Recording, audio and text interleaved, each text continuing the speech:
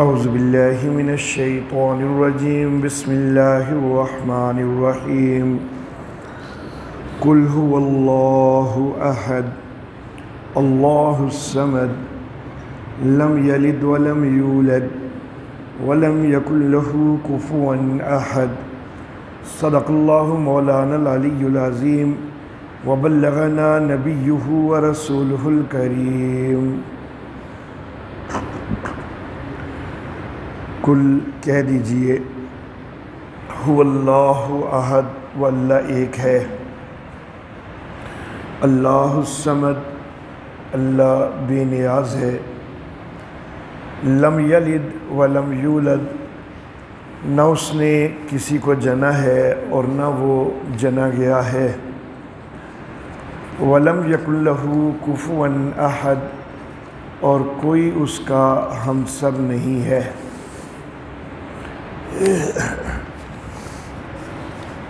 محترم احباب، فہم دین کورس کا آج ہمارا 13واں دن ہے،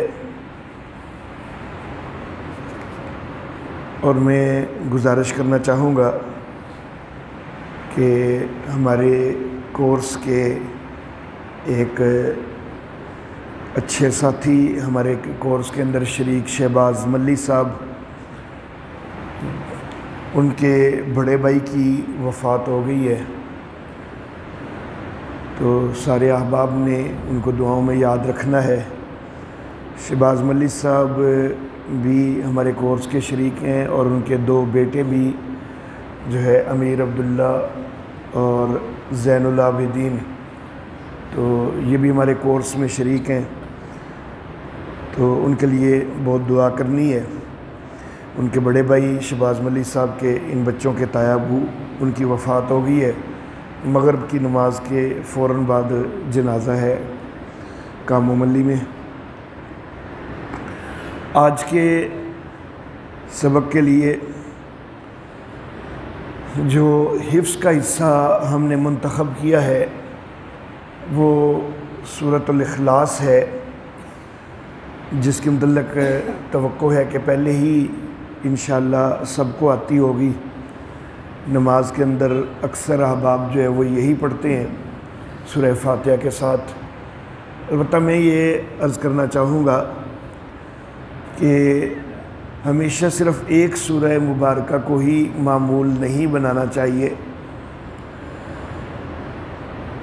تو اور 2 رکعتوں میں بھی کوشش یہ ہونی چاہیے کہ الگ الگ حصہ پڑھا جائے۔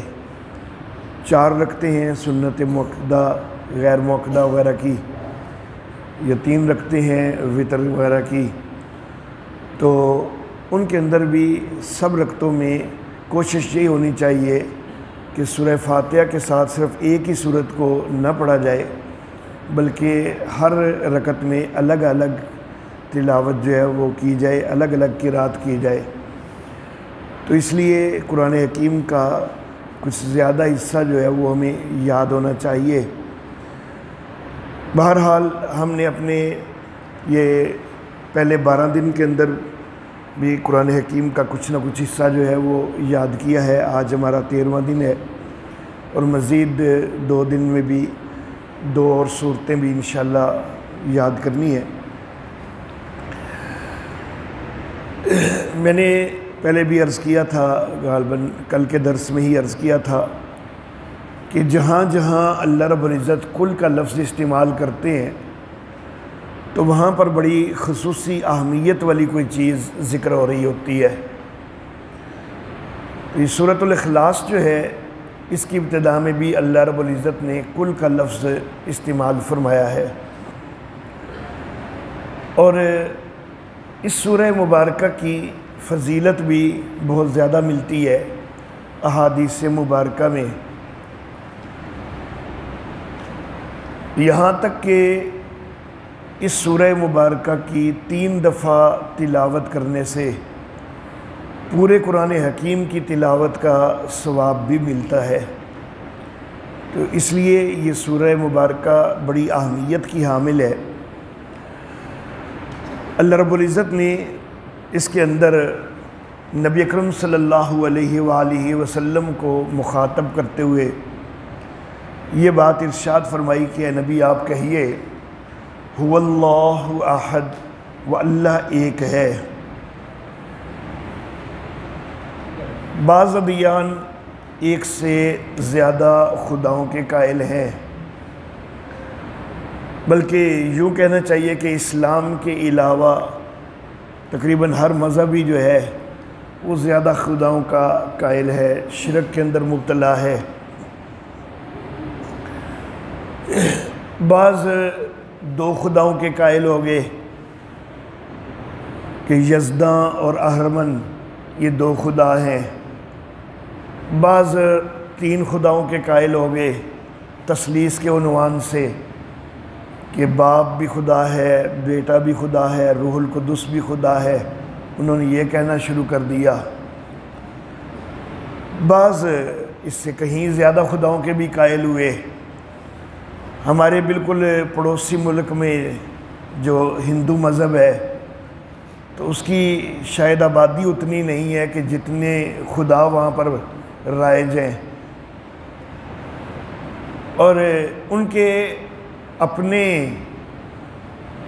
جو دانشور کہلانے والے ہیں تو وہ یہ کہتے ہیں کہ ہمارے ویدوں کے اندر تو 33 خداؤں کا تذکرہ تھا اور اب تو 33 کروڑ بنے ہوئے ہیں۔ تو بہرحال ہر گھر کے اندر الگ خدا وہاں پر بنائے گئے ہیں، اور ہر مقصد کے لیے الگ خدا بنائے گئے۔ تو اللہ رب العزت اعلان فرماتے ہیں کہ اللہ ایک ہی ہے، کوئی دوسرا معبود نہیں ہے۔ امت مسلمہ کے اندر صراحتاً یہ کہنے کی کوئی جرت نہیں کرتا کہ اللہ رب العزت کے علاوہ فلاں بھی خدا ہے اور فلاں بھی خدا ہے، یہ جرت تو نہیں کرتے۔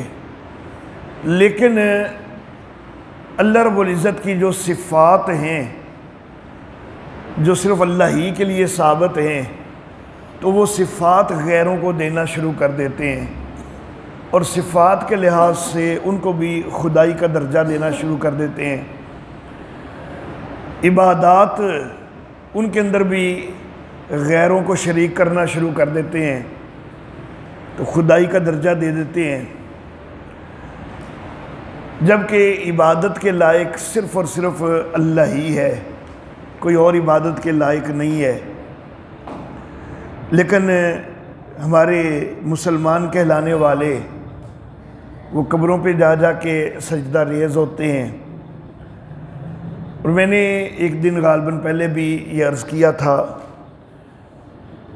کہ قبر پہ جا کے صرف سجدہ کرنا ہی عبادت نہیں ہے، بلکہ اس عقیدے کے ساتھ وہاں پر جانا کہ وہ ہمارا سب کچھ جانتے ہیں، سب کچھ کر سکتے ہیں، ہمارے نفع نقصان کے مالک اور مختار ہیں، یہ عقیدہ رکھ کے ان کو راضی کرنے کے لیے جانا، تو اس کے لیے کوئی بھی عمل کرنا ان کو راضی کرنے کے لیے وہ سب عبادت ہوتی ہے۔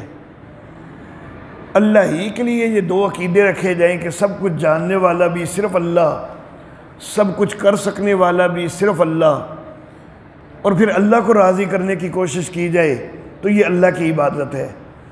اور کسی بھی غیر کے متعلق یہ دو عقیدے بنا لیے جائیں کہ وہ سب کچھ جانتے ہیں، ہمارا سب کچھ کر سکتے ہیں، بگڑی بنا سکتے ہیں، مشکلیں سنوار سکتے ہیں، حاجت روائی کر سکتے ہیں، مشکل کشائی کر سکتے ہیں، اس طرح کا عقیدہ جب کسی غیر کے لیے بنا کے اس کو راضی کرنے کے لیے کچھ بھی کیا جائے تو وہ اس کی عبادت ہو جائے گی۔ تو عبادت صرف اللہ ہی کی ہے۔ اللہ رب العزت واضح طور پر اعلان فرماتے ہیں هو اللہ احد، وہ اللہ ایک ہی ہے۔ دو خداؤں کا قائل ہونا یا زیادہ خداؤں کا قائل ہونا یہ بھی شرک ہے۔ خداوند قدوس کے لیے کوئی کنبہ، قبیلہ، برادری وغیرہ یہ بنانا یہ بھی شرک ہے۔ خداوند قدوس کے لیے کوئی نائب کہ جس کے لیے یہ نظریہ بنا لیا جائے کہ اللہ نے اس کو اختیارات اپنے تفویض کر دی ہیں، اس کے سپرد کر دی ہیں، اور کوئی معاون کا نظریہ رکھنا معاذ اللہ کہ اللہ نے فلاں کو اپنا معاون بنایا ہوا ہے، تو یہ بھی شرک ہے۔ یہ کہنا کہ فلاں کی حیثیت، فلاں کے اختیارات اللہ جیسے ہیں، تو یہ بھی شرک ہے۔ اللہ رب العزت نے ہر چیز کی نفی فرما دی، فرمایا کہ اللہ الصمد، اللہ بے نیاز ہیں، ان کو کسی نائب کی، کسی معاون مددگار کی کوئی ضرورت نہیں ہے۔ لم یلد ولم یولد، نہ اللہ نے کسی کو جنا ہے، نہ ہی اللہ جنے گئے ہیں، تو ان کا کوئی خاندان، کنبہ، قبیلہ، برادری کوئی نہیں ہے۔ وَلَمْ يَكُنْ لَهُ كُفُوًا أَحَدٌ، اور کوئی اللہ کے ہمسر بھی نہیں ہے کہ اس کے پاس ایسے اختیارات ہوں کہ جس طرح کے اختیارات اللہ کے پاس ہیں۔ تو ہر چیز کی اللہ رب العزت نے شرک کی ہر قسم کی نفی فرما دی۔ اللہ اللہ۔ آج کے درس کی جو دوسری چیز ہے، ایک حدیث مبارکہ جو یاد کرنی ہے اور اس کا ترجمہ یاد کرنا ہے۔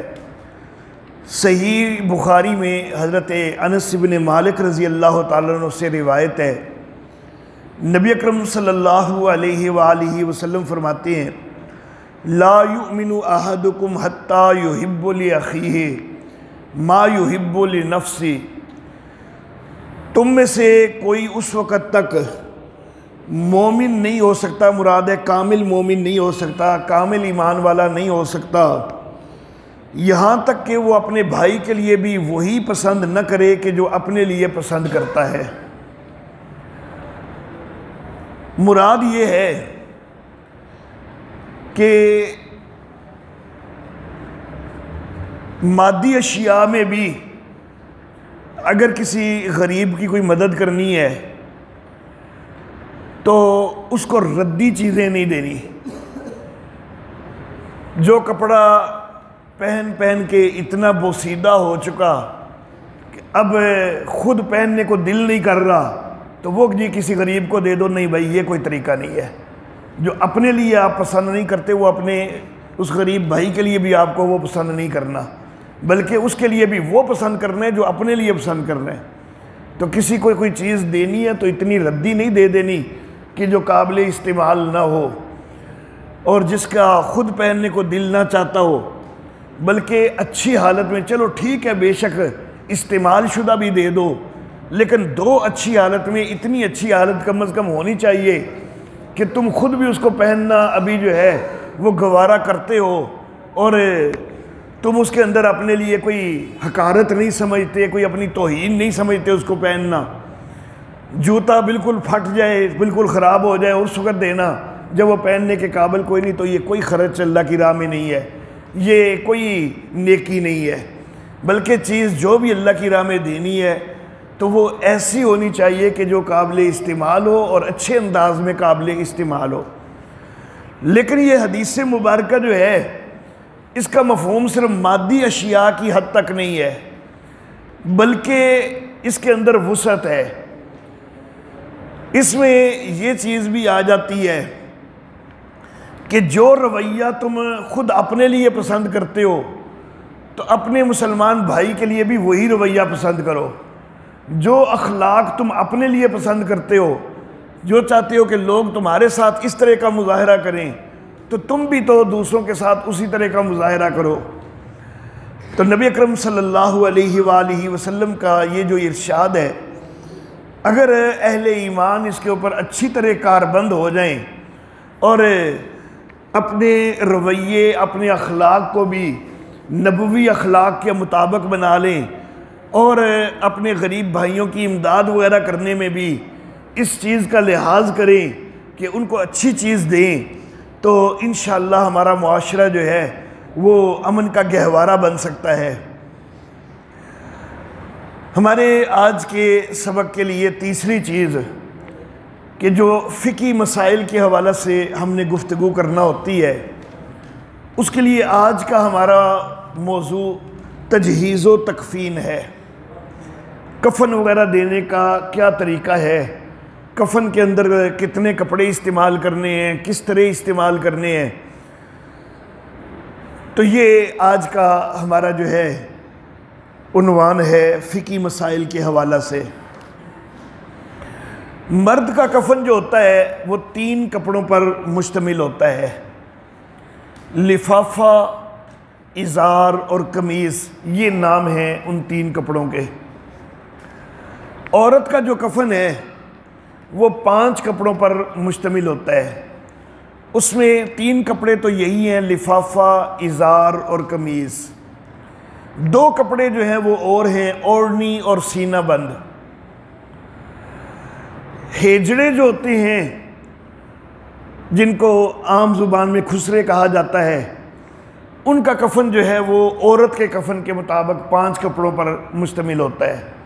جس طرح کا عورت کا کفن ہے اسی طرح ہیجڑے کا بھی کفن ہوتا ہے۔ مرد کا کفن 3 کپڑے ہے، عورت کا اور ہیجڑے کا 5 کپڑے ہے۔ وسعت موجود ہو تو مرد کو 3 کپڑوں سے کم میں دفن کرنا جائز نہیں ہے، جبکہ اتنی وسعت بھی ہے کہ 3 کپڑے خریدے جا سکتے ہیں، اس کے باوجود اگر کسی نے نہیں کیے، 2 کپڑوں میں یا 1 کپڑے میں دفن کیا ہے تو گناہ کیا ہے۔ اور 3 کپڑوں سے مرد کے لیے زائد کرنا وہ بھی گناہ ہے، کیونکہ نبی اکرم صلی اللہ علیہ وآلہ وسلم کے طریقے کے خلاف ہو جائے گا۔ البتہ اگر گنجائش نہیں ہے 3 کپڑوں کی تو 2 کپڑوں میں دفن کر دیا جائے، اگر 2 کپڑے میسر ہیں تب بھی جائز ہے۔ اگر اتنی بھی گنجائش نہیں تو 1 کپڑے کے اندر تدفین ہو جائے، دفن کر دیا جائے تو تب بھی جائز ہے۔ حتیٰ کہ 1 کپڑا اگر پورا اتنا میسر نہیں کہ پوری باڈی کو، پورے جسم کو ڈھانکتا ہے، تو جتنا میسر ہے اتنا استعمال کر کے دفن کر دیا جائے تب بھی جائز ہو جاتا ہے۔ حضرت مصعب بن عمیر رضی اللہ تعالی عنہ شہید ہوئے جس وقت، تو 1 کپڑا بھی اتنا بڑا میسر نہیں تھا کہ جس سے ان کا سر بھی ڈھانکا جائے، پاؤں بھی ڈھانکے جائیں، پورا جسم ڈھانکا جائے۔ سر کے اوپر اس کپڑے کو کرتے تھے تو پاؤں ننگے ہو جاتے تھے، پاؤں پہ کپڑے کو کرتے تھے تو سر ننگا ہو جاتا تھا۔ تو رحمت کائنات صلی اللہ علیہ وآلہ وسلم نے پھر حکم فرما دیا کہ سر کو تو اچھی طرح ڈھانک لو، تو پاؤں جو ہیں ان کے اوپر کوئی گھاس وغیرہ ڈال کے تو ان کو اس سے ڈھانک دو، کپڑا میسر نہیں ہے تو۔ یہ حضرت مصعب بن عمیر رضی اللہ تعالیٰ عنہ جو ہے نا، میں ان کو اپنے ذوق کے مطابق مکہ کا شہزادہ کہا کرتا ہوں۔ بڑی شہزادگیوں والی زندگی انہوں نے گزاری ہے، بڑی مال و دولت کی ریل پیل تھی ان کے پاس، اور انتہائی خوبصورت تھے۔ ان کی خوبصورتی کے لیے صرف ایک چیز میں ذکر کر دیتا ہوں، اسی سے آپ کو اندازہ ہو جائے گا کہ یہ کتنے خوبصورت تھے۔ غزوہ احد میں یہ شہید ہوئے ہیں، ابن قمیہ نے شہید کیا ہے، اور اس بدبخت نے جو شہید کیا تھا نا، تو ان کو نبی اکرم صلی اللہ علیہ وسلم سمجھ کے شہید کیا تھا۔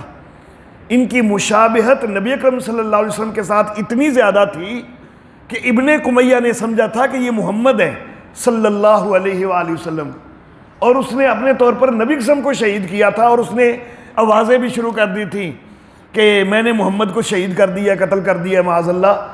تو یہ اتنے خوبصورت تھے کہ نبی اکرم صلی اللہ علیہ وسلم کے مشابہ ہیں۔ تو اس سے آپ خود اندازہ کر سکتے ہیں کائنات کی سب سے حسین ترین ہستی کے جب وہ مشابہ ہیں تو کتنے خوبصورت ہوں گے۔ جب اسلام قبول کیا، والدہ جو ہے بڑی مالدار لیکن وہ مشرکہ ہے، اس نے گھر سے نکال دیا۔ اتنی شہزادگی کے عالم میں انہوں نے زندگی گزاری ہے نا کہ 1 کپڑا اگر 1 دن پہنا ہے تو پھر وہ ادھر ادھر کسی کو دے دیا ہے، اگلے دن کے لیے نیا سلوایا ہے۔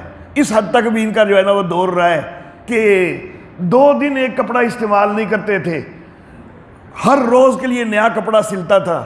اس حد تک بھی ان کا شہزادگی والا دور رہا ہے۔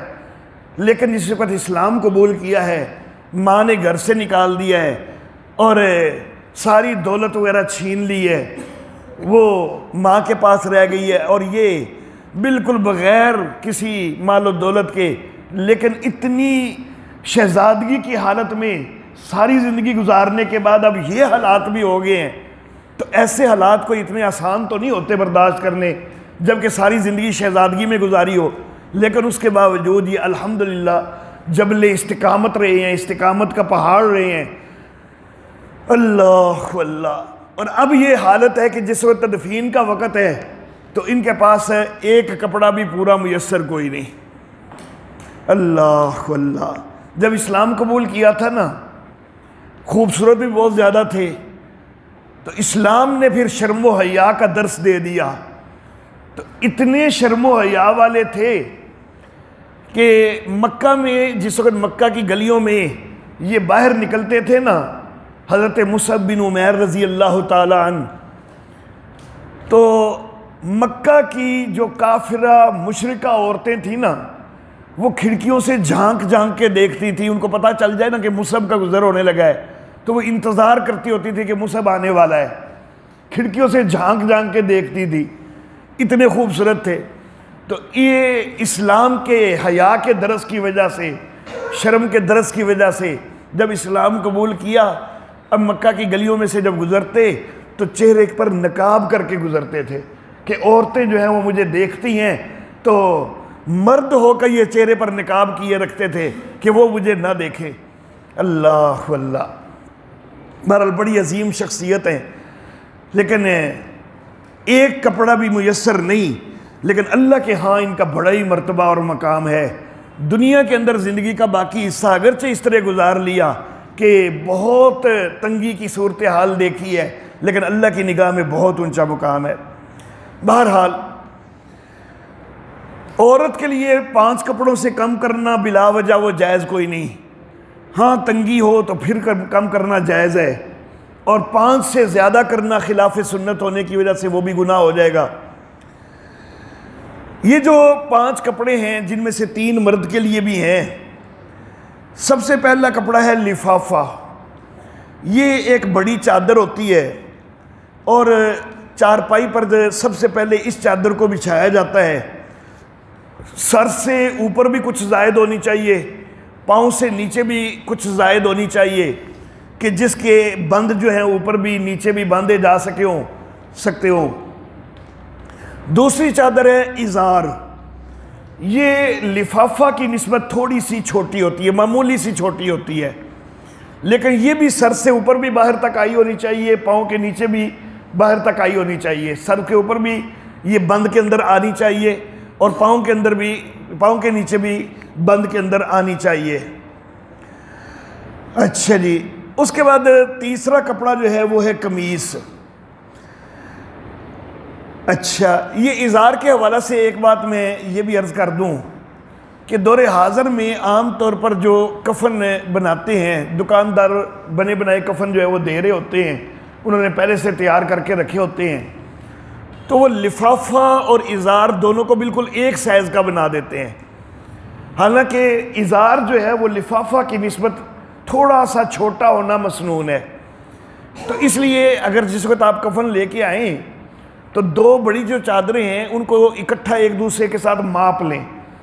اگر تو ایک ذرا بڑی ہے اور ایک چھوٹی ہے تو جو بڑی ہے اس کو آپ لفافہ کے طور پر بنا لیں، اور جو چھوٹی ہے اس کو ازار کے طور پر بنا لیں۔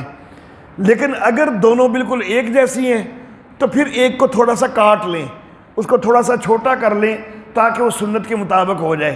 عام طور پر دکاندار اس کی پرواہ نہیں کرتے اور وہ ایک جیسی 2 چادریں دے دیتے ہیں۔ تیسری چادر ہے قمیص۔ قمیص کے متعلق بھی بہت بڑی غلطی کی جاتی ہے۔ قمیص جو چادر ہے نا، اس کو یوں کر کے دوہرا ہونا چاہیے ہوتا ہے، اور یہاں کٹ لگے گا اور ادھر نیچے ایسے کٹ لگے گا تو ٹی کی شکل بن جائے گی، یہ اس طرح ہونی چاہیے۔ لیکن عام طور پر جو دکاندار بناتے ہیں وہ اس طرح بناتے ہیں کہ پیچھے والا حصہ بالکل تھوڑا سا رکھ دیتے ہیں جو صرف کندھوں کے نیچے تک آتا ہے، یہ درست نہیں ہے۔ آگے والا حصہ بھی پنڈلی تک پہنچنا چاہیے، پیچھے والا حصہ بھی پنڈلی تک پہنچنا چاہیے۔ جو شرعی طور پر قمیض کا جو تصور ہے، نصف پنڈلی تک جو ہے اگلا حصہ بھی آنا چاہیے، پچھلا حصہ بھی نصف پنڈلی تک آنا چاہیے۔ تو یہ بھی دکاندار اکثر جو ہے یہ بہت خراب کرتے ہیں کہ پیچھے والا حصہ بالکل چھوٹا بنا دیتے ہیں۔ تو بہرحال یہ جہاں پر اس جگہ پر مثلا ایسے ٹی کے اندر کٹ ہے تو پیچھے والا حصہ نیچے جو ہے وہ بچھا دیا جائے گا، اور یہ جو میت کے اوپر آنا ہے اس کو ذرا پیچھے سائیڈ پہ رکھ دیں گے، اور اس ٹی کے اندر سے جو ہے وہ سر گزار کے تو پھر پیچھے والا حصہ جو پیچھے رکھا گیا تھا اس کو اوپر ڈالا جائے گا۔ تو یہ طریقہ کار ہوتا ہے قمیض کا۔ قمیض سے مراد کوئی سلی ہوئی قمیض نہیں ہے، سلا ہوا کپڑا کفن میں جائز کوئی نہیں ہے۔ اس کے بعد ایک اوڑھنی ہوتی ہے۔ اوڑھنی یہ اتنی بڑی چادر کہ عورت کے بال دونوں طرف سے ایسے سینے پہ رکھے جائیں اور سر کے اوپر سے وہ دونوں طرف چادر ان بالوں کے اوپر آ کے تو اس کو اچھی طرح گھیر لے، تو بال کو اچھی طرح چھپا لے، اتنی جو ہے وہ اوڑھنی ہونی چاہیے۔ اور ایک سینہ بند ہونا چاہیے عورت کے لیے۔ اوڑھنی اور سینہ بند جو ہے یہ صرف دونوں عورت کے لیے ہیں، مرد کے لیے پہلے 3 کپڑے ہیں۔ سینہ بند جو ہے یہ بھی عام طور پر غلطی کی جاتی ہے اور چھوٹا سا ایک ٹکڑا جو ہے نا وہ سینہ بند کے طور پر دے دیتے ہیں، ایسا نہیں ہے۔ سینہ بند جو ہے یہ کمر کے پیچھے سے لے کر دونوں بازوؤں سے آگے آتے ہوئے ادھر والا حصہ ادھر تک، ادھر والا حصہ ادھر تک پہنچنا چاہیے۔ سینہ بند اتنا بڑا ہونا چاہیے کہ یہ پوری طرح اچھی طرح لپیٹ لے، اگلے حصے کو دوہرا کور کرے، اور پیچھے بھی جو ہے نا کمر کے نیچے سے بھی اس کو یوں آگے لایا جاتا ہے، تو یہ سارے جسم کو کور کرے، یہ سینہ بند ہوتا ہے عورت کا۔ اچھا جی، اب اس کا کفن کا پہنانے کا انداز کیا ہے؟ اللہ اللہ، اچھا سینہ بند کی چوڑائی بھی جو ہے نا تو وہ بھی کافی چھوٹی رکھ دی جاتی ہے۔ یہ اگرچہ گزارنا تو ہے بازوؤں کے اوپر سے، لیکن کندھے سے تھوڑا سا نیچے، یعنی بغل کے تقریباً سیدھ سے لے کر یہ نیچے یہ بھی پنڈلی تک جو ہے نا یہ آنا چاہیے سینہ بند بھی، تو یہ کافی چوڑا کپڑا جو ہے یہ بھی ہونا چاہیے۔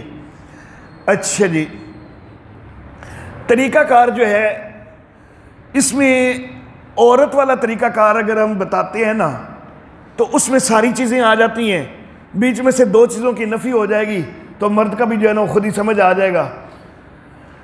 سب سے پہلے جو ہے نا یہ اتفاقاً جس طرف یہ ریل پڑی ہوئی ہے ہماری تو یہ شرکن غربنی پڑی ہوئی ہے، تو اسی طرح رکھنا بہتر ہے۔ میت کا چہرہ جو ہے وہ ادھر دائیں طرف قبلہ کی طرف پھیر دیا جائے، تو شرکن غربن اس طرح اس کو رکھ کے چارپائی کو، اس کے اوپر پہلے لفافہ پھیلا دینا ہے سیدھا۔ لفافے کو جب سیدھا اس طرح پھیلا دیا ہے، جو سر کے اوپر سے بھی باہر نکلے، پاؤں کے اوپر سے بھی باہر نکلے، اس کے بعد اگر عورت کا کفن ہے تو اس لفافہ کے اوپر سینہ بند کو یوں کر کے پھیلانا ہے۔ لفافہ یوں ہے اور سینہ بند یوں ہوگا، یہ جو سلیب کی شکل ہوتی ہے تو اس انداز میں ہوگا۔ اور مرد کا کفن ہے تو پھر سینہ بند ہے ہی نہیں ہے اس کا، وہ نہیں پھیلانا۔ سینہ بند کو اس طرح پھیلا کے اس کا درمیان کا حصہ درمیان میں کرنا ہے، آدھا ادھر باہر نکل آئے، آدھا ادھر باہر نکل آئے۔ لیکن اگر سینہ بند جو ہے جس طرح اکثر دکاندار چھوٹا سا بنا دیتے ہیں اور وہ بڑا ہی جو ہے، کوشش تو کرنی چاہیے کہ اس کو جا کے کہیں کہ نہیں بھائی بڑھا دو، یہ سے نہیں چاہیے، لیکن اگر اتفاقاً کوئی ایسی صورت ہو کہ وہ بڑا میسر نہیں آ رہا تو پھر اس کو نیچے نہیں پھیلانا، پھر اس کو اوپر اوپر بس ڈال دینا ہے۔ لیکن اگر وہ سینہ بند صحیح شرعی انداز میں موجود ہے تو پھر اس کو نیچے پھیلانا ہے، لفافہ پھیلانے کے بعد اس کے اوپر سینہ بند کو یوں پھیلا دینا ہے، اس کے اوپر اظہار والی چادر جو ہے وہ پھیلانی ہے۔ اور اظہار والی چادر جو ہے وہ میں نے بتلایا کہ لفافہ کی نسبت تھوڑی سی چھوٹی ہوگی، جب تھوڑی سی چھوٹی ہوگی تو لفافہ کی نسبت ادھر سے بھی تھوڑا سا اور ادھر سے بھی تھوڑا سا اس کو کم کیا جائے گا اور اس کو درمیان میں بچھایا جائے گا۔ جب اس کو بچھا دیا اس کے بعد وہ جو قمیض ہے تو اس کو جو ہے یہ اس طرح دوہرا ہونا ہوتا ہے، لیکن آپ اس کو یوں رکھ کے باقی سب پیچھے کی طرف چھوڑ دیں گے، یا اس کو طے کر کے پیچھے رکھ دیں یا پیچھے چھوڑ دیں، اور ٹیک کی اس قمیض کا نیچے والا حصہ پھیلا دیں۔ اس کے بعد اس کے اوپر میت کو لٹائیں اور پھر قمیض کو یوں اوپر جو ہے نا دوہرا کر دیں۔ اس کی ٹیک میں سے گردن کو نکال کے گردن پیچھے چلی جائے گی، کندھوں کے اوپر سے وہ دوہرا ہو کے اگلا حصہ اوپر آ جائے گا۔ جس وقت یہ قمیض جو ہے یہ ہو گئی، اب عورت ہے تو اس کے سر کے بال دونوں طرف سے وہ آدھے اس طرف سے آدھے اس طرف سے سینے کے اوپر ڈال دیے جائیں گے، اور پھر سر کے اوپر اوڑھنی ڈالی جائے گی، اس کا درمیان سر پر ہوگا، ادھر والے بالوں کو بھی جو ہے وہ کور کرتے ہوئے، ادھر والے بالوں کو بھی کور کرتے ہوئے وہ سینے پر سیدھی پھیلا دی جائے گی۔ جس وقت یہ اوڑھنی پھیلا دی گئی ہے، مرد ہے تو اس کے لیے اوڑھنی کوئی نہیں ہے، اس کے بعد اب جو ہے یہ چیزیں ساری پھیلا تو دی گئیں، اب لپیٹنے کی باری آتی ہے۔ تو قمیض جو ہے وہ تو اس کو تو لپیٹا نہیں جاتا، وہ تو بس آگے اور پیچھے اوپر رکھی گئی ہوتی ہے، اس کو سائڈوں سے بس ساتھ لگا دیا جائے، وہی لپیٹنا ہے اس کا۔ اس کے بعد ازار اور لفافہ اور اس کے درمیان سینہ بند عورت کا، تو پہلے ازار کو لپیٹنا ہے۔ لپیٹنے کے اندر ترتیب جو ہے نا اس کو یاد رکھنا کوئی زیادہ مشکل نہیں ہے۔ نماز کے اندر آپ ہاتھ جو باندھتے ہیں نا، تو کبھی بھی آپ نے دایاں ہاتھ نیچے اور بایاں اوپر نہیں رکھا نا، ہمیشہ بایاں نیچے اور دایاں اوپر رکھتے ہیں۔ تو جس طرح نماز کے اندر ہاتھ باندھنے کی ترتیب ہے نا، یہی ترتیب کفن لپیٹنے کی ہے کہ بایاں پلو وہ پہلے اوپر ڈالا جائے گا، ازار کا بایاں پلو پہلے اوپر ڈالا جائے گا اور پھر دایاں اس کے اوپر ڈالا جائے گا، جس طرح بائیں ہاتھ کے اوپر دایاں ہاتھ رکھا جاتا ہے۔ اب اگر عورت ہے تو اب ازار کے نیچے وہ سینہ بند اس طرح پھیلا ہوا ہے، اب اس کا بھی پہلے بایاں پلو اوپر ڈالیں گے، پھر دایاں ڈالیں گے، اور جس طرح تہمد کو باندھنے کے لیے سائڈوں پہ تھوڑا سا نیچے اندر کرتے ہیں نا، تو اس طرح اندر کیا جائے تو وہ سینہ بند مضبوطی سے جو ہے نا وہ وہاں پر ہو جائے گا۔ اس کے بعد لفافہ جو بڑی چادر ہے اس کا بھی پہلے بایاں کا پلو اور پھر دایاں پلو جو ہے یہ اوپر ڈالنا ہوتا ہے۔ اللہ واللہ، یہ تو سارا کفن ہے، ٹھیک ہے۔ خواتین کے کفن میں سلی ہوئی شلوار کئی لوگ بنا دیتے ہیں، کئی دکاندار، اس کا کوئی تصور نہیں ہے۔ اگر کسی نے بنائی بھی ہوئی ہے، اگر وہ آپ کے پاس کفن میں آ گئی ہے تو اس کو نکال کے سائڈ پہ کر دیں، بالکل نہیں پہنانی، وہ خلاف سنت ہے۔ اچھا جی، کفن وہی سنت ہے جو سارا بتا دیا ہے۔ اس کے بعد ایک چیز یہ ہوتی ہے کہ اب یہ کفن تو ہو گیا، لیکن اس کو ظاہر ہے کہ میت کو چارپائی پہ، یہ جس چیز پر کفن دیا گیا ہے اس سے جنازے کی چارپائی پہ اس کو رکھنا ہوگا، یا چلو اگر یہ چارپائی بھی اٹھا کے لے کے جانی ہے تو تدفین کے لیے تو کال کے نیچے کرنا ہے، اور اگر صرف اس طرح جو ہے نا وہ لپیٹا ہوا ہے تو وہ تو کھل جائے گا، تو اس کے لیے بند جو ہے نا وہ باندھے جاتے ہیں۔ تو سب سے پہلے جب لفافہ کو یوں پھیلایا جائے، اس سے نیچے ایک بند گزار لیا جاتا ہے، جو کہ اس جگہ پر پیٹ پر جو ہے نا وہ باندھ دیا جاتا ہے تاکہ کفن کھلے نہ۔ اسی طرح سر کے اوپر بھی اور پاؤں کے نیچے بھی ایک بند باندھ دیے جاتے ہیں۔ یہ صرف اس لیے ہے، یہ کفن کا حصہ نہیں ہے، یہ اس لیے ہے کہ کفن کھل نہ جائے، صرف اس لیے، یہ ایک احتیاط ہے، یہ کفن کا حصہ نہیں ہے۔ اسی لیے مسئلہ یہ ہے کہ جب یہ کفن کا حصہ نہیں ہے تو جس وقت میت کو لٹا دینا ہے قبر کے اندر تو یہ بند کھول دینے ہیں، یہ بندے نہیں رہیں گے، یہ وہاں پر کھول دینے ہیں۔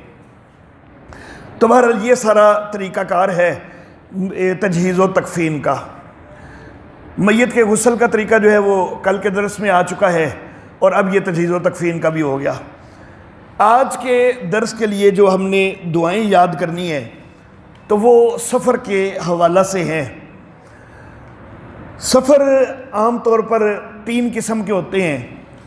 ایک خشکی کا سفر ہے، گاڑی پر، ریل گاڑی پر، بس پر، کسی پر بھی۔ ایک ہوائی جہاز وغیرہ کا سفر ہے، فضائی سفر ہے، اور ایک سمندری سفر ہے، کشتی وغیرہ کا، بحری جہاز کا۔ اس کے لیے جو خشکی کا سفر ہے یا جو فضائی سفر ہے تو اس کے لیے دعا جو ہے سبحان الذی سخر لنا ھذا وما كنا له مقرنین وإنا إلی ربنا لمنقلبون۔ اور جو بحری سفر ہے بسم اللہ مجریہا و مرساہا ان ربی لغفور الرحیم، لیکن یہ لازم نہیں ہے کہ بری اور فضائی کے لیے ضرور آپ پہلی ہی دعا پڑھیں. زیادہ بہتر یہ ہے کہ پہلی دعا بری اور فضائی سفر کے لیے پڑھی جائے اور بحری کے لیے یہ دوسری پڑھی جائے. لیکن اگر یہ دونوں بھی پڑھ لی جائیں تب بھی ٹھیک ہے، سفر کوئی بھی ہو اس میں دونوں پڑھ لی جائیں تب بھی ٹھیک ہے، اور ایک دوسرے کے متبادل پڑھ لی جائے تب بھی ٹھیک ہے. بری سفر میں بسم اللہ مجریہا و مرساہا پڑھ لی جائے تب بھی ٹھیک ہے، بحری سفر میں سبحان الذی سخر لنا والی پڑھ لی جائے تب بھی ٹھیک ہے.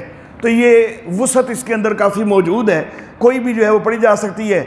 زیادہ اولا جو ہے وہ یہ ہے کہ بری یا فضائی سفر ہو تو سبحان الذی سخر لنا والی دعا پڑھیں، اور بحری سفر ہو تو بسم اللہ مجریہا و مرساہا والی دعا پڑھیں. سبحان الذی سخر لنا ھذا، پاک ہے وہ ذات کہ جس نے اس چیز کو ہمارے لیے مسخر کیا ہے. وَمَا كُنَّا لَهُ مُقْرِنِينَ، اور ہم تو اس پر قابو پانے والے نہیں تھے. وَإِنَّا إِلَىٰ رَبِّنَا لَمُنْقَلِبُونَ، اور بے شک ہم اپنے رب کی طرف لوٹ کے جانے والے ہیں. بسم اللہ مجریہا، اللہ کے نام سے اس کا چلنا بھی ہے، وَمُرْسَاهَا، اور اس کا رکنا بھی ہے، یہ لنگر انداز ہونا بھی ہے. ان ربی لغفور الرحیم، بے شک میرا رب البتہ بخشنے والا مہربان ہے. سفر کے حوالہ سے دیگر دعائیں بھی احادیث مبارکہ میں ثابت ہیں، تو ہم نے اختصار کے ساتھ صرف یہ 2 دعائیں ذکر کی ہیں جو زیادہ معروف ہیں. لیکن اگر اور دعائیں جو احادیث مبارکہ میں ملتی ہیں وہ بھی بندہ ساتھ پڑھے تو کوئی حرج نہیں ہے، پڑھنی چاہیے، بہتر ہے. اور میں خاص طور پر یہ کہنا چاہوں گا کہ آیت الکرسی جو ہے یہ انسان کی حفاظت کے لیے بڑی مجرب چیز ہے. تو سفر جو ہے یہ بڑا ایک رسک والا معاملہ ہوتا ہے، کسی وقت بھی خدا نخواستہ کوئی ایکسیڈنٹ وغیرہ کا خدشہ ہو سکتا ہے. تو اس لیے اپنی حفاظت کے لیے سفر کی ابتدا میں آیت الکرسی جو ہے اس کو پڑھنے کا بھی اہتمام کرنا چاہیے. اور بھی جو ہے وہ اللہ کا ذکر وغیرہ سفر کے دوران بھی، سفر سے پہلے بھی وہ کرتے رہے تو بڑی اچھی بات ہے. ہمارے آج کے درس کی جو آخری چیز ہے، ایک عنوان کے اوپر ہم نے کچھ گفتگو کرنا ہوتی ہے. آج کا ہمارا عنوان ہے حسن معاشرت خصوصاً خاندانی نظام. اس حوالہ سے کچھ باتیں جو ہیں نا وہ پہلے بھی ہم کر چکے ہوئے ہیں، مختلف اپنے جو روزانہ کے دروس ہیں ان میں. مثال کے طور پر اخلاق حسنہ کے اوپر ہم گفتگو کر چکے ہیں، تو وہ ساری گفتگو جو ہے وہ حسن معاشرت کے حوالہ سے بھی اہم ہے.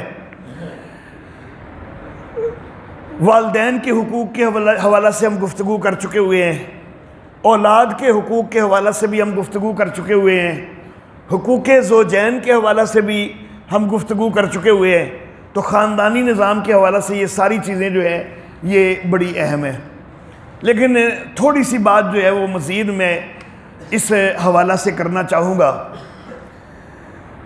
انسان جیسا کہ میں نے پہلے بھی عرض کیا تھا، اس کو مدنی الطبع یا معاشرتی حیوان کہا جاتا ہے. مدنی الطبع کی اس کی طبیعت جو ہے وہ معاشرت کو پسند کرتی ہے، مدنیت کو پسند کرتی ہے. اور معاشرتی حیوان کے یہ ایسا جاندار ہے کہ جو ایک ماحول کے اندر، ایک معاشرے کے اندر رہنے کو زیادہ ترجیح دیتا ہے. یہ انسان کا معاشرتی حیوان ہونا اور مدنی الطبع ہونا یہ اس کی فطرت بھی ہے اور اس کی ضرورت بھی ہے. اکیلا بندہ جو ہے اگر بالکل وہ پہاڑوں کے اندر اکیلا ہو کے زندگی گزارے تو اس کے لیے بڑی زیادہ دقت ہے. اس کو اپنے لیے ہر چیز خود جو ہے وہ مہیا کرنا ہوگی، اپنے لباس، کھانے پینے وغیرہ کے لیے سب کچھ. اس کو معاشرے میں سے اس نے جانا کوئی نہیں، معاشرے سے اگر اس نے کٹ کے رہنا ہے، خرید و فروخت تک بھی وہ معاشرے میں پھر نہیں کر سکتا.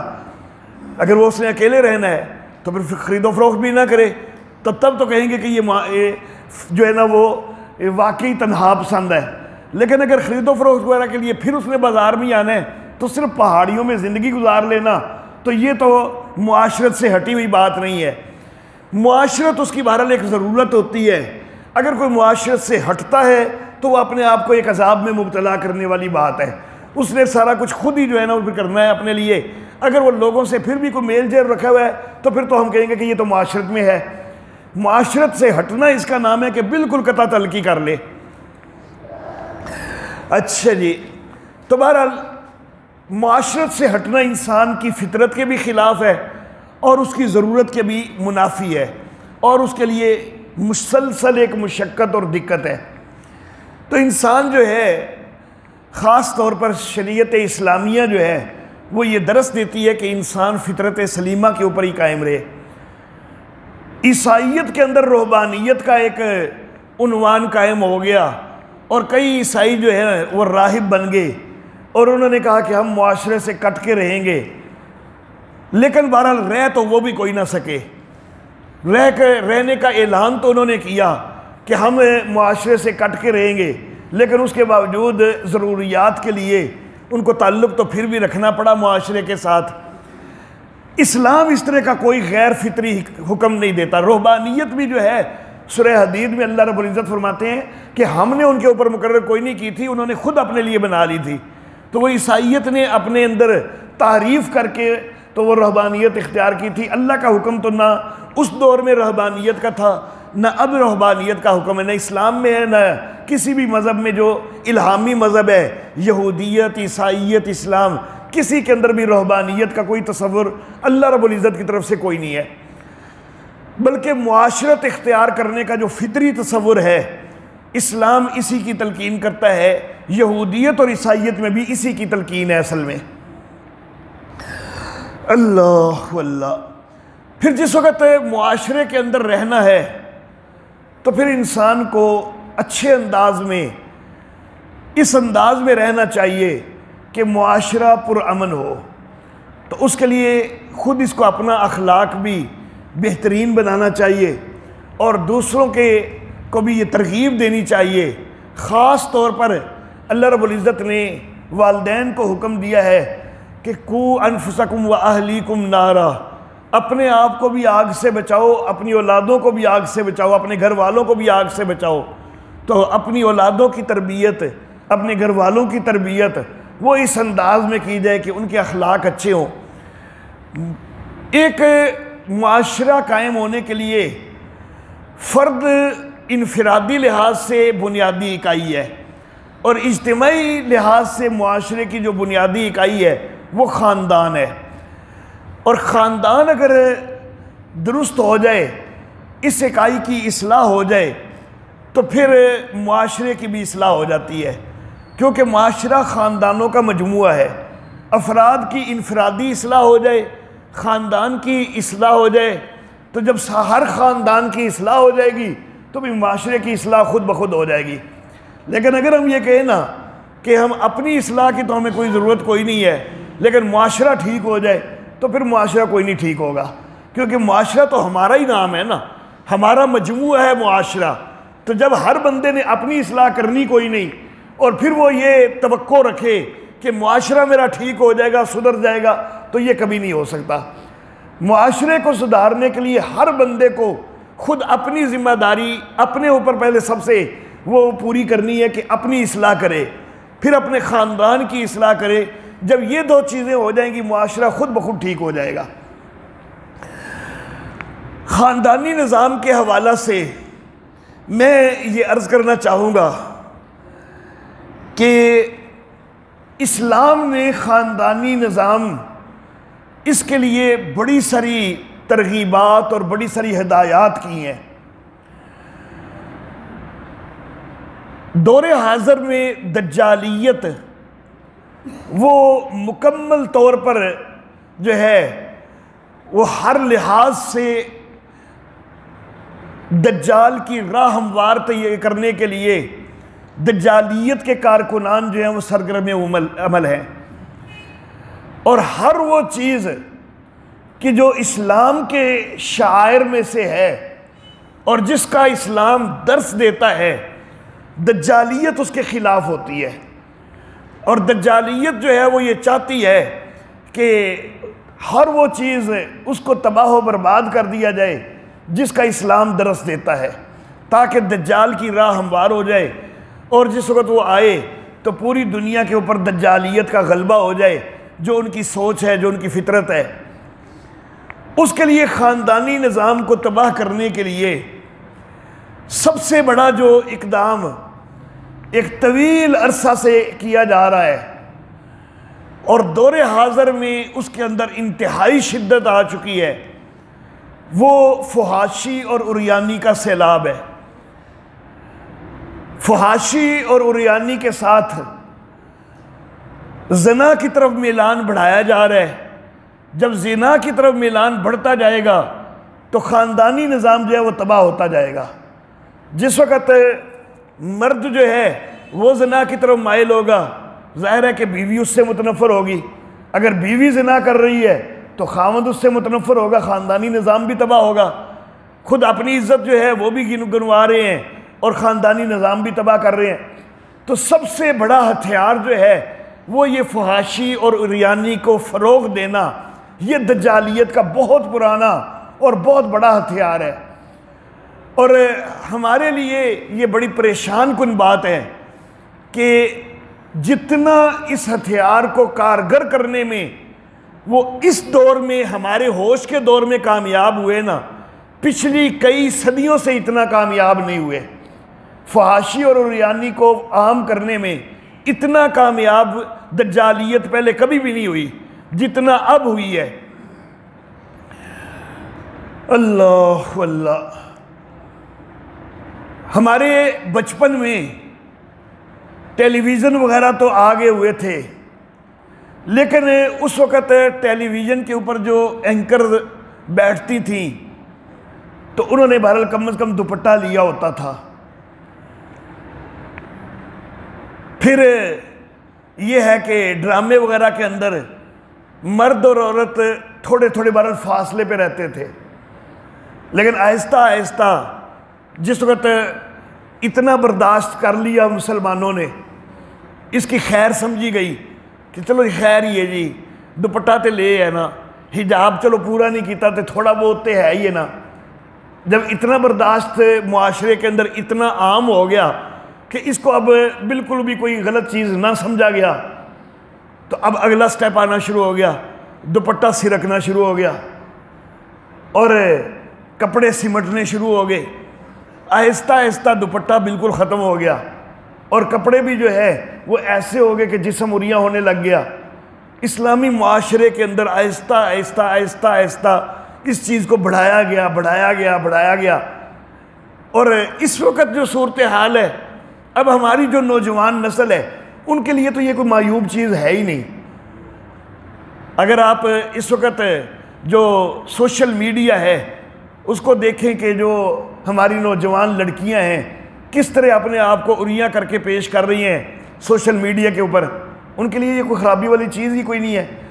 اللہ اللہ، تو یہ بہت بڑا ایک طوفان جو ہے وہ خاندانی نظام کو تباہ کرنے کی سب سے بنیادی چیز اور بنیادی ہتھیار ہے، جس کے اندر وہ بڑا ہی کامیاب ہو چکے ہیں۔ اللہ اللہ، جس وقت یہ فحاشی اور عریانی اور بے لباسی اور پردہ کے سے تنفر ہونا یہ سارا کچھ عام ہوتا ہے نا، تو پھر یہ بھی ہونے لگ جاتا ہے کہ پھر اپنے گھر والیاں نہیں چنگیاں لگدیاں، پھر دوجیاں دی چنگیاں لگن لگ پیندیاں نے، اور یہاں سے آگے معاشرہ اور زیادہ خراب ہونے لگ جاتا ہے، پھر تباہی اور بربادی اور ہونے لگ جاتی ہے۔ تو یہ چیزیں جو ہیں یہ دجالیت کے ہتھیار ہیں، ان سے ہر ممکن حد تک بچنے کی کوشش ہونی چاہیے۔ جس وقت یہ ساری چیزیں عام ہوتی ہیں نا اور گھروں کے اندر لڑائی جھگڑے پھر شروع ہوتے ہیں، ظاہر بات ہے کہ جس وقت باہر نظر بازی کرنے کے عادی ہو جائیں گے لوگ، گھر میں اطمینان کوئی نہیں رہے گا، ایک دوسرے سے جھگڑے شروع ہو جائیں گے، تو پھر طلاقوں تک نوبت آنی شروع ہو جائے گی۔ اور یہ بہت زیادہ جو ہے طلاق کی جو ہے تناسب وہ بڑھ رہا ہے، جو یہ فحاشی کا سیلاب جو ہے وہ بڑھ رہا ہے، طلاق کا تناسب جو ہے وہ بڑھ رہا ہے، یہ اسی کا عملی نتیجہ ہے، اور یہ خاندانی نظام اس سے تباہ ہو رہے ہیں۔ شریعت اسلامیہ وہ طلاق کے حوالہ سے بھی انتہائی اہم جو ہے وہ طرز اختیار کرتی ہے۔ طلاق بالکل نہ رکھی جائے تو یہ بھی حکمت کے خلاف ہے، اور طلاق کو بہت عام کر دیا جائے تو یہ بھی حکمت کے خلاف ہے۔ شریعت اسلامیہ نے ایک اعتدال کا انداز اپنایا ہے۔ طلاق نہ رکھی جاتی تو آپس کے اندر نفرتیں، گھر کے اندر ہر روز مار کٹائی اور لڑائی جھگڑے، ماحول بالکل گھر کا تباہ، نفسیاتی طور پر سارا گھر مریض بنا ہوتا، اور بالکل جدائی کی جو ہے نا وہ اجازت ہی کوئی نہ ہوتی، تو یہ انتہائی نقصان دہ تھا۔ اس لیے طلاق کا جواز تو رکھا گیا، لیکن شریعت نے وہ بند بھی بندی ہیں کہ طلاق بہت زیادہ عام بھی نہ ہونے پائے۔ لیکن دور حاضر میں جذباتیت کی وہ کیفیت بنائی جاتی ہے کہ ان شریعت کی پابندیوں کا، شریعت کی جو ترغیبات ہیں، تعلیمات ہیں، ان کا لحاظ ہی نہیں کیا جاتا۔ سب سے پہلی چیز تو یہ کہ نبی اکرم صلی اللہ علیہ وآلہ وسلم نے یہ ارشاد فرمایا کہ ان ابغض الحلال عند اللہ الطلاق، حلال چیزوں میں اللہ کے ہاں سب سے بری چیز جو ہے وہ طلاق ہے۔ جو چیز حلال ہوتی ہے نا، اس کا یہ مطلب نہیں ہوتا کہ میں انہوں استعمال بھی کرنا شروع کر چھوڑو۔ ہر حلال چیز استعمال کر لینے والی نہیں ہوتی۔ بعض حلال چیزیں ایسی ہوتی ہیں کہ جو انتہائی کبھی ناگزیر ہو تو پھر اس کو استعمال کرنا چاہیے۔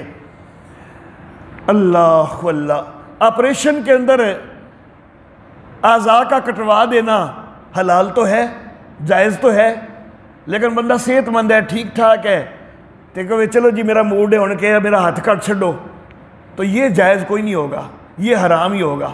یہ اپنے آپ کو جو ہے وہ اللہ کی بنائی ہوئی تخلیق اس کے خلاف کرنا، تو یہ حرام ہو جائے گا۔ تو حلال چیز بھی جو ہے وہ ہر وقت حلال نہیں ہوتی ہے، وہ کئی دفعہ مکمل حرام ہوتی ہے اور کئی دفعہ وہ انتہائی مکروہ ہوتی ہے۔ ہاں البتہ انتہائی ناگزیر ہو جائے تو پھر وہ جائز بھی ہو جاتی ہے۔ تو جس طرح ایک عضو کو کاٹنا وہ انتہائی ناگزیر ہو تو تبھی کاٹا جا سکتا ہے، اس کے بغیر کاٹنا یہ انتہائی بیوقوفی ہے، اور شریعت اسلامیہ میں مکمل حرام ہے یہ۔ تو اسی طرح طلاق جو ہے وہ بھی انتہائی ناگزیر ہو تو تب دینی چاہیے۔ ہاں البتہ اگر کسی نے ناگزیر نہ ہونے کے باوجود دے دیے تو ہو تو جائے گی، یہ الگ بات ہے کہ وہ بہت بڑا گناہ کیا ہے، اس نے بہت زیادہ غلط کیا ہے، لیکن طلاق تو نافذ ہو ہی جائے گی۔ اللہ اللہ، مثال کے طور پر ایک عضو کا کاٹنا بغیر کسی مجبوری کے، وہ ہے تو حرام تھا، لیکن اگر کسی نے کاٹ لیا ہے تو عضو تو کٹ ہی جائے گا نا۔ اس کا یہ مطلب نہیں کہ اس نے کاٹ لیا تب عضو برقرار ہی ہے اس کا، تو عضو برقرار تو کوئی نہیں رہے گا۔ تو اسی طرح طلاق بھی جو دے دی ہے تو طلاق تو ہو ہی جانی ہے۔ وہ بھی ایسے ہے کہ جیسے ہمارا ایک عضو تھا لیکن ہم نے اس کو جدا کر دیا ہے، تو وہ جدائی تو ہونی ہے، لیکن بہرحال چونکہ بغیر شدید ضرورت کے طلاق دینا یہ انتہائی بڑا گناہ ہے، تو گناہ گار ہو جائے گا ساتھ بلا ضرورت طلاق دینے کی وجہ سے۔ تو سب سے پہلے تو یہ کہ طلاق تک نوبت ہی نہیں آنی چاہیے۔ خاندانی نظام کو بچانے کے لیے اقدامات شریعت نے بتلائے ہیں، ایک دوسرے کو برداشت کرنے کی ترغیب دی ہے، ایک دوسرے کے ساتھ نرمی کے ساتھ سے ایک دوسرے کو سمجھانے کی ترغیب دی ہے۔ اگر پھر بھی آپس میں اختلاف بڑھ رہا ہے، شریعت ناراضگی کا اظہار کرنے کی بھی ترغیب دے دیتی ہے کہ ناراضگی کا اظہار کر لو تو شاید اس سے دوسرا فریق سدھر جائے۔ پھر اگر معاملہ زیادہ بڑھ رہا ہے، شریعت یہ بھی کہتی ہے کہ لڑکی کے خاندان میں سے بھی لڑکے کے خاندان سے بھی منصف مقرر کر لے جو ان کے درمیان کوئی صلح صفائی کروا دیں۔ تو یہ بڑے سارے اقدامات ہیں، حتیٰ کہ خاندان کے نظام کو بچانے کے لیے، چونکہ عورتیں زیادہ تر جذباتیت میں آ کر زیادہ خرابے شروع کر دیتی ہیں، تو مرد کو کسی حد تک، معمولی حد تک، یہ نہیں کہ مار مار کے بھرکس نکال دے، انتہائی جب کیفیت ہو جائے، پہلے وہ سارے اقدام جو میں نے ذکر کیے ہیں ان میں سے کسی سے بھی کام نہ چلے، تو خاندان کو بچانے کے لیے کچھ مار پیٹ تک کی بھی اجازت دے دی گئی۔ یہاں پر آ کے پھر کچھ لوگ کہتے ہیں کہ جی مرد نو اجازت ہو گئی ہے کہ وہ مار پیٹ کر سکتا ہے، پاویں چلو جی جنہ بھی ناگزیر حالات تھے، عورت نو اجازت کیوں نہیں ہوئی؟ یہ اسلام نے عدل نہیں کیا۔ کچھ لوگ یہ اعتراض کرنے لگ جاتے ہیں۔ میں نے کہا بھائی بات سنو، یہ عدل کیا ہے بلکہ عورت پر احسان کیا ہے، صرف عدل ہی نہیں، اس کو اجازت ہاتھ اٹھانے کی نہ دے کر اس پر احسان کیا ہے۔ کیوں؟ اس لیے کہ فطری طور پر مرد کے اندر طاقت اور قوت زیادہ ہے، عورت کے اندر اتنی طاقت اور قوت زیادہ نہیں ہے۔ مرد نے اگر مارا ہے عورت کو، عورت پھر بھی چلو برداشت کر کے چپ ہو جائے گی۔ اگر عورت مرد کو مارے گی تو مرد نے کو 10 لانیاں نے، اتنے انہوں کون روکے گا؟ تو تے اپنا عدل نہیں لوے کہ جی مینوں بھی حق ہونا چاہیے کہ میں بھی مارا، لیکن اگلا بندہ وہ اخلاق دا کوئی ایڈا پیکر کوئی نہیں کہ وہ اگو تینوں جڑا نا چپ کر کے ایک دے بدلے ایک ہی لائے گا، وہ 10 بھی لا دے گا۔ اگرچہ ایک کے بدلے 10 لگانا ہوگی اس کی زیادتی، لیکن ظاہر ہے کہ جس وقت معاشرے کے اندر جو ہے وہ غلط افراد بھی تو موجود ہیں، شریعت نے تو وہ حکم دینا ہے کہ جو سب کو لے کے چلے۔ شریعت نے صرف ان لوگوں کے لیے تو حکم نہیں دینا کہ جو بڑے عدل کرنے والے ہیں، جو نیک پارسا ہیں، صرف شریعت ان کے لیے تو نہیں ہے، شریعت نے تو حکم سب کو دینا ہے۔ تو اس لیے شریعت نے عورت پر احسان کیا ہے کہ اس کو ہاتھ اٹھانے کی اجازت نہیں دی۔ یہ اس کی اپنی زندگی کے لیے بہتر ہے، یہ اس کی اپنی جو ہے خود زیادہ اذیت سے بچنے کے لیے بہتر ہے۔ بہرحال اگر طلاق دینے تک نوبت آ بھی جائے، یہ سارے اقدامات ہیچ ہو جائیں لیکن معاملہ پھر بھی بگڑا رہے، تو طلاق دینے میں بھی شریعت پھر مزید ترغیب یہ دیتی ہے کہ حیض کے دوران طلاق نہیں دینی۔ اگر دیں گے ہو تو جائے گی لیکن خلاف سنت ہونے کی وجہ سے گناہ ہو جائے گا۔ حیض کے دوران نہیں دینی، ایسے طہر میں بھی نہیں دینی کہ جس طہر میں ازدواجی تعلق قائم ہو چکا ہے، اور دینی بھی جب ہے نا تو 2 یا 3 اکٹھی نہیں دے دینی بلکہ صرف ایک دینی ہے۔ اور شریعت کی ترغیب یہی ہے کہ بس ایک ہی دیں، دوسری اور تیسری دینے کی ضرورت ہی نہیں ہے۔ ہمارے نوجوان یہ عام طور پر سمجھتے ہیں کہ جدوں تک 3 نہ دیتیاں تے جدائی ہونی نہیں، غلط ہے بالکل۔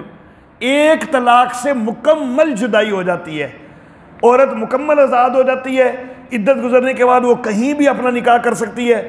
مرد تو پہلے بھی جو ہے نا وہ دوسرا نکاح کر سکتا ہوتا ہے، مرد کے لیے تو اور معاملہ ہے، تو عورت بھی مکمل آزاد ہو جاتی ہے، وہ اس کی عدت کے بعد اس کے ساتھ کوئی تعلق نہیں رہتا۔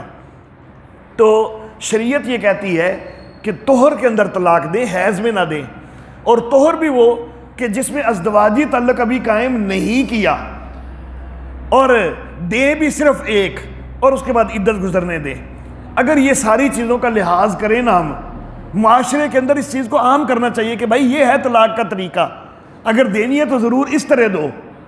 اور اگر یہ معاشرے کے اندر یہ چیز عام ہو جائے نا، تو اب اگر حیض کے دوران کسی مرد کو غصہ آیا ہے، وہ اس چیز کا لحاظ کر لے تو سوچے کہ چلو طہر آئے گا تو میں طلاق دوں گا، تو طہر آنے تک غصہ ٹھنڈا ہو چکا ہوگا، طلاق تک نوبت نہیں پہنچے گی۔ ایسے طہر میں غصہ آیا ہے کہ جس میں ازدواجی تعلق قائم کر چکا ہوا ہے، تو پھر سوچے کہ یہاں پر اب میں طلاق دیتا ہوں، خلاف سنت ہے، مجھے گناہ ہے، میں اگلے طہر میں جا کے طلاق دے دوں گا، تو اتنی دیر میں غصہ ٹھنڈا ہو چکے گا، تو طلاقوں کا تناسب کتنا کم ہو جائے گا۔ اللہ اللہ۔ اب گویا کہ ہر مہینے جو ہے وہ حیض تو عورت کو آنا ہے، جب تک وہ جوان ہے، بہت بوڑھی نہیں ہو گئی، اور جب بہت بوڑھی ہو جائے تو تب تک جذبات بھی اور جو ہے وہ تحمل والے ہو چکے ہوتے ہیں، تب طلاقوں پر نوبت بھی اتنی کوئی نہیں آتی، زیادہ تر جوانی میں آتی ہے۔ اب جس وقت جوانی کا عالم ہے، ہر مہینے حیض تو آنا ہے، جب حیض آنا ہے 5-7 دن 8 دن اور زیادہ سے زیادہ 10 دن حیض جاری رہتا ہے، تو دونوں جوان ہیں لیکن حیض کے دوران ازدواجی تعلق قائم کرنے کی اجازت کوئی نہیں ہے، تو کچھ دن گویا کہ ازدواجی تعلق سے رکے رہنا پڑے گا. کم از کم مدت 3 دن ہوتی ہے, حیض کی کم از کم مدت 3 دن ہے, تو کم از کم 3 دن زیادہ سے زیادہ 10 دن تک تو ازدواجی تعلق سے رکے رہے. اس کے بعد جس وقت حیض ختم ہوا, عورت حیض کے ختم ہونے پر غسل کرتی ہے.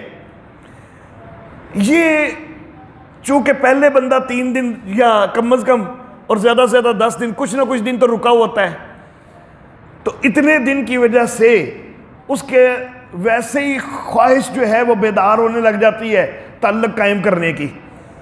کچھ دن رکنے کے بعد اس کی خواہش بیدار ہونے لگ جاتی ہے کہ اب تعلق میں قائم کروں. اور دوسری طرف یہ کہ فطری طور پر اللہ رب العزت عورت کے اندر ایک ایسی کشش پیدا کرتے ہیں جب وہ حیض کے غسل سے فارغ ہوتی ہے کہ جو کشش باقی مہینے کے اندر عام طور پر نہیں ہوتی, یہ خصوصی کشش ایک مرد کو اپنی طرف کھینچنے والی پیدا ہوتی ہے. تو گویا کہ جس وقت وہ حیض سے فارغ ہوتی ہے تو عموماً نوجوان جو ہیں وہ جلدی ہی اسی رات وہ ازدواجی تعلق قائم کر لیتے ہیں. تو گویا کہ پورے مہینے میں طلاق دینے کے لیے تو چند گھنٹے ہی رہ گئے نا. تو اگر یہ صورتحال ہو اور وہ بھی چند گھنٹے وہ ہیں کہ جنہیں طلاق دین تے دل ہی نہ کرے, جنہیں تے دل کر رہے کہ چلو ہن ازدواجی تعلق قائم کریے, تو وہ والے چند گھنٹے ہیں صرف. تو اگر یہ سارا خیال کیا جائے تو میں کہتا ہوں کہ طلاق کا تناسب 1000 گنا کم ہو جائے. اگر آج 1000 طلاقیں ہوتی ہیں نا تو صرف 1 طلاق کہیں ہو. اگر یہ ساری چیز کا لحاظ کیا جائے تو میرے محترم احباب یہ چیزیں جو ہیں یہ عوام کو بتانے کی ضرورت ہے, ان کے اندر پھیلانے کی ضرورت ہے, ان کو آگاہ کرنے کی ضرورت ہے تاکہ ہمارا خاندانی نظام بچے, اس سے ہمارا معاشرہ وہ حسین ہوگا. دجالیت کی فتنے اور سازشیں ان کا یہ جواب ہوگا. اللہ رب العزت ہمیں عمل کرنے کی توفیق عطا فرمائے. وآخر دعوانا ان الحمدللہ رب العالمین.